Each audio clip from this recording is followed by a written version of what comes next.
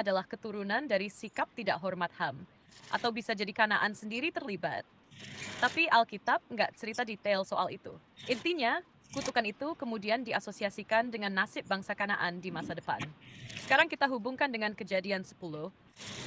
Tadi kamu sebut benar banget, dari Kanaan lahirlah bangsa-bangsa yang tinggal di tanah Kanaan, seperti Sodom, Gomora, Atma, Zeboim, dan Lasa, ayat 19.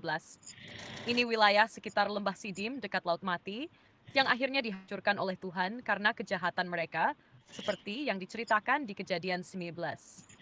Jadi bisa dibilang, kutukan atas Kanaan itu kayak nubuatan atau peringatan awal bahwa keturunannya bakal jadi bangsa-bangsa yang kelak dikenal karena penolakan terhadap Allah dan kelakuan jahat mereka. Dan benar aja, dalam sejarah Israel, bangsa-bangsa Kanaan seringkali menjadi musuh, menjadi sasaran penaklukan, dan digambarkan melakukan praktik-praktik yang sangat bertentangan dengan hukum Tuhan, seperti penyembahan berhala, perzinahan ritual, sampai pengorbanan anak. Nah, jadi penyebaran keturunan Ham, khususnya Kanaan, itu bukan cuma soal geografi, tapi juga bermuatan teologis dalam narasi Alkitab. Ada pesan moral dan spiritual di balik sejarah mereka, yakni bahwa pemberontakan terhadap Tuhan dan ketidakpedulian terhadap kekudusan membawa kepada kehancuran. Kalau kita tarik ke pembacaan biblikal Injili, hal ini menunjukkan bahwa Allah tetap adil dan konsisten, bahkan terhadap keturunan dari tokoh besar seperti Nuh. Dan peringatan itu berlaku juga buat kita, supaya hidup dengan hormat, takut akan Tuhan, dan tidak mempermainkan kekudusannya. Gimana? Kita mau perdalam soal Sodom Gomoranya. Astolas yung siuning rante.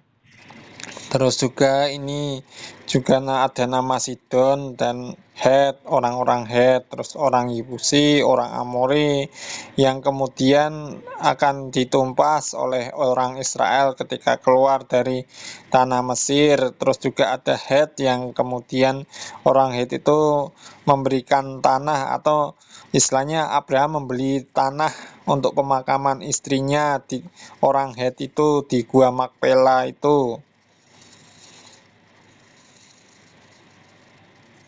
Wah iya, kamu jeli banget. Nama-nama kayak Sidon, Het, Yebus, dan Amori itu memang penting banget dalam narasi besar Alkitab. Karena mereka bukan cuma bagian dari daftar keturunan. Mereka adalah bangsa-bangsa yang berinteraksi langsung dengan tokoh-tokoh besar seperti Abraham, Musa, dan Yosua. Kita mulai dari Sidon, anak sulung Kanaan. Sidon dikenal sebagai pendiri kota pelabuhan yang kemudian berkembang jadi pusat bangsa Fenisia. Mereka ahli dalam perdagangan, pembuat kapal, dan penyembahan berhala seperti Dewa Baal. Kota Sidon dan Tirus sering disebut dalam nubuat-nubuat Nabi, kayak Yesaya dan Yehezkiel,